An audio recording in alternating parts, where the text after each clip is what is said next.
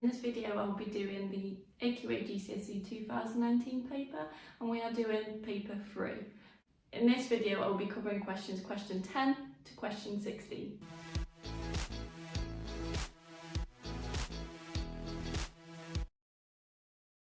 So let's start with question 10. This one we have Mia who wants to borrow £6,000 and repay it with interest after 2 years. She sees two offers for loans. So when we have two offers like this, it usually means that we have to work out each one and then see which one's better. So offer 1, we have compound interest 3% per year, and then offer 2 is compound interest 1% first year and 5% second year. So Mia seems to think these two offers are the same on average, and we need to work out if that is actually the case.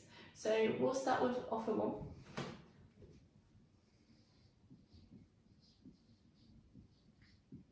So compound interest of 3% per year, we can work this out year by year for 2 years. So let's start with our amount, which is 6,000. We times the 6,000 by 1.03, this is the 3%, and this gives us £6,180 first year. We do this now again to get our value for second year, so we take this price now, 6,180 times by 1.03 again, because the compound interest stays the same, and this time we get 6,365.4 second year. So that is our offer 1. Let's now work out offer 2.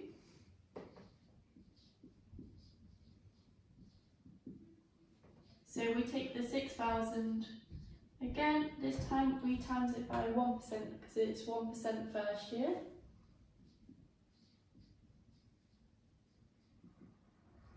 This gives us the value of 6,363, so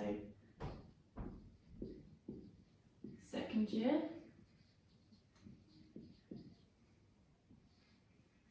That means that those two offers are not the same, and actually offer 2 is the cheaper option in this case for Mia.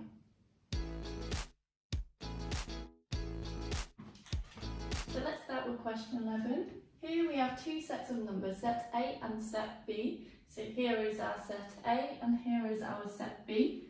We know that the mean of set A to the mean of set B is a ratio of 3 to 8, and then we need to work out the value of x. So in set B we have an unknown, it is here. So since we have the ratio of means, we know that we need to work out the mean of this one and then compare it to the mean of set B. So let's start with working out the mean of set A. So set A, 200 plus 160 plus 104 plus 100. We divide this by the number of our variables, so 1, 2, 3, 4. And then we get an answer of 160, 104, 100. Divide this by 4. 141. So remember to use your calculators for this one to make it easier.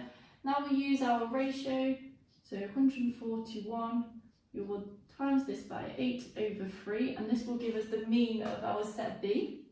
So 141 multiplied by 8 over 3. This gives us a value of 376, and this is our set B mean. So now that we've got the mean of set B, we can solve for x. So let's do that. So we know that our equation will equal 376 as we already have the mean. Then we put all our variables in, so 270 plus 400 plus 483 plus 300 plus x. And we divide this by the total number of numbers in our set, so 1, 2, 3, 4, 5. And then all that we have to do now is rearrange this equation for x and solve. So let's do that. So I'll put this 5 over to the other side, so it's 376 multiplied by 5, and this will equal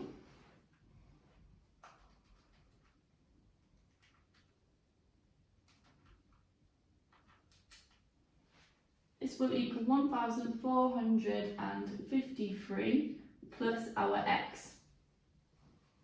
So now to solve for x, all we have to do is put in the calculator 376 multiplied by 5 divided by, and then take away 1453. Let's just rearrange the equation. So our value of x is just 427, and that is our question 11.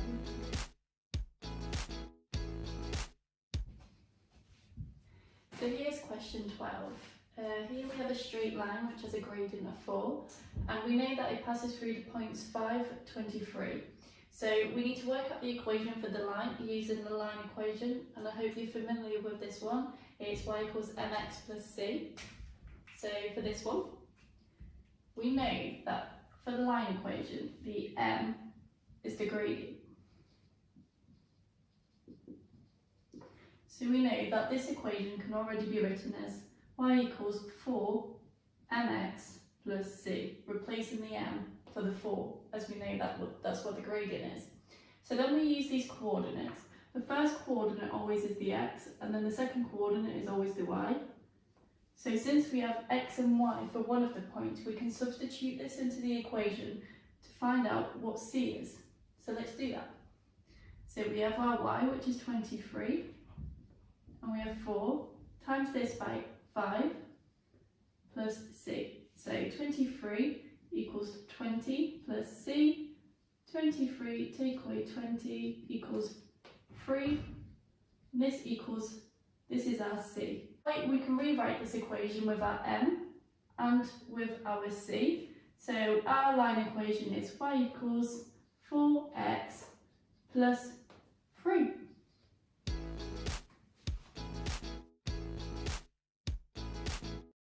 So question 13a, we have vectors here, a and b, and these are drawn on the grid. So on your question paper you will have a grid, however here I don't have a grid, so I just draw the squares of how big the triangles are. And we need to write b in terms of a, so let's start. So b equals, so let's look at the triangle. First of all, b is pointing in this direction, whereas A is pointing in the opposite direction. So we know straight away that there is a minus there. So we have to continue writing B in terms of A, so we just look at the length of our lines. From looking at the grid, we can see that clearly 2 A's will make a B.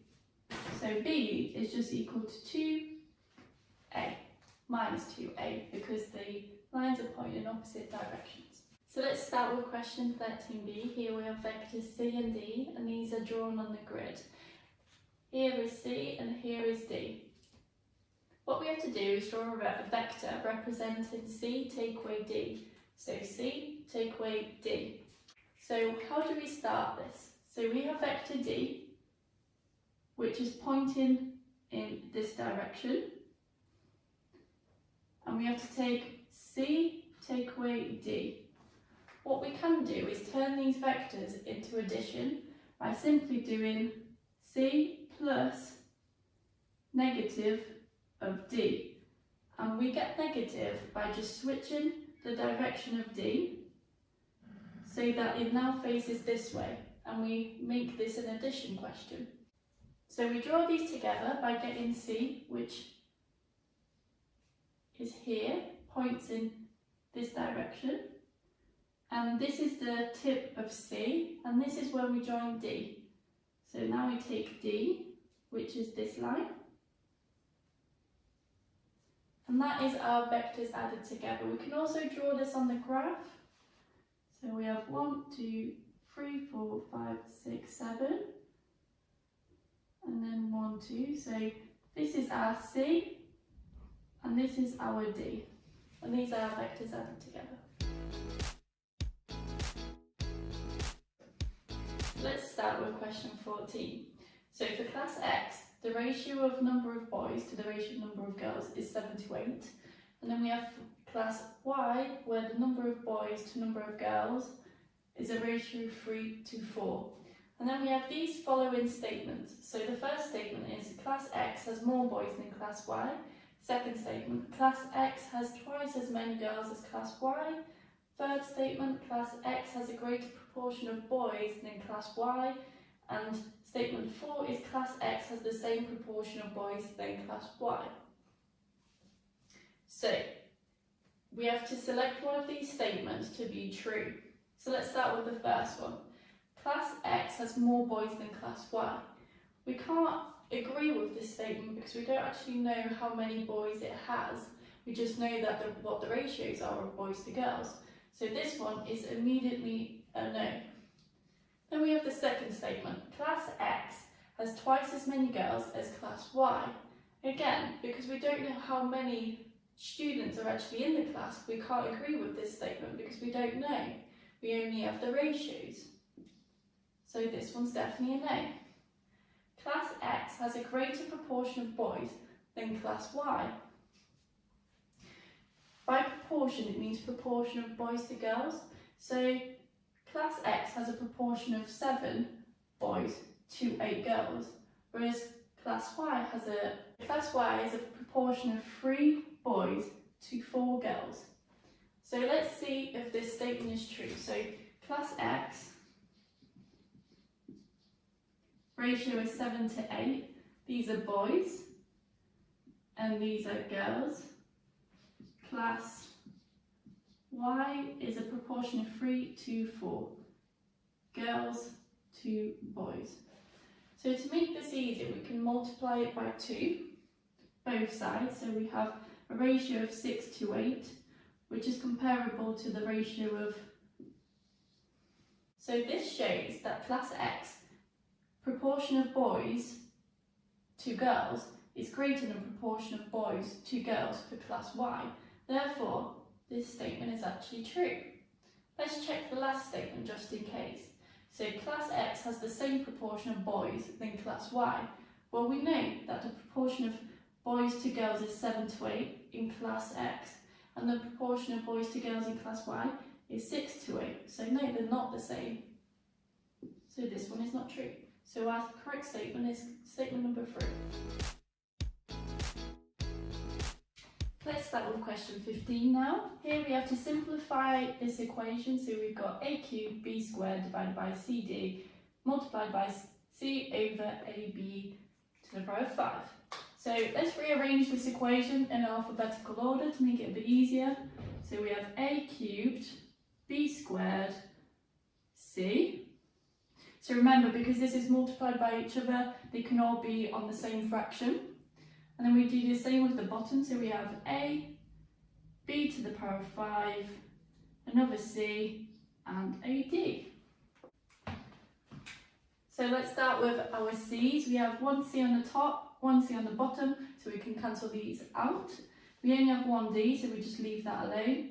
Then we move on to the a's. We have one a on the bottom and a cubed on the top, so we can cancel this one out and then change this to a 2.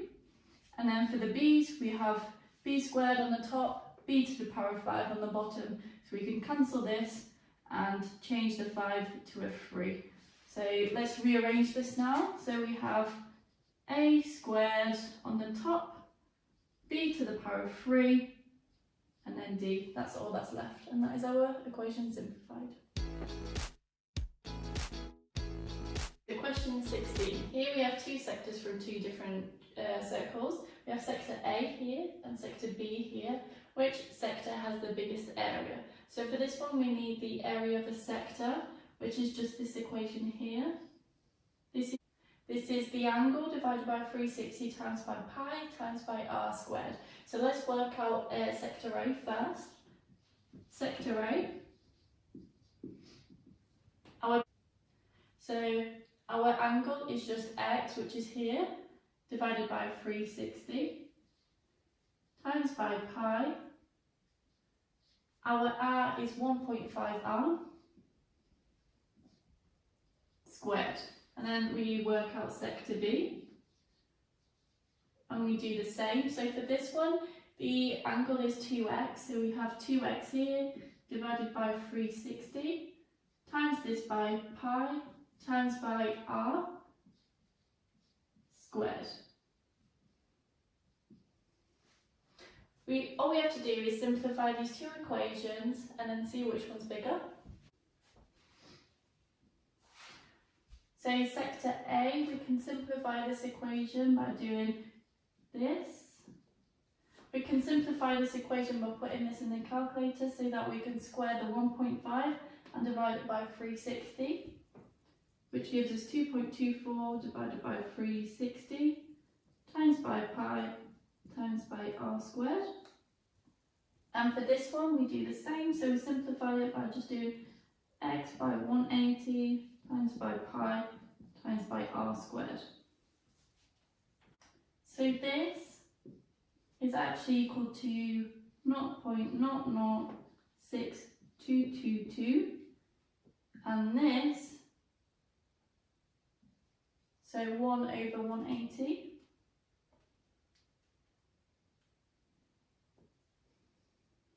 So 1 over 180 is equal to 0.00555. So since this value is larger, that means this equation is bigger, and that means that our sector A is the larger sector.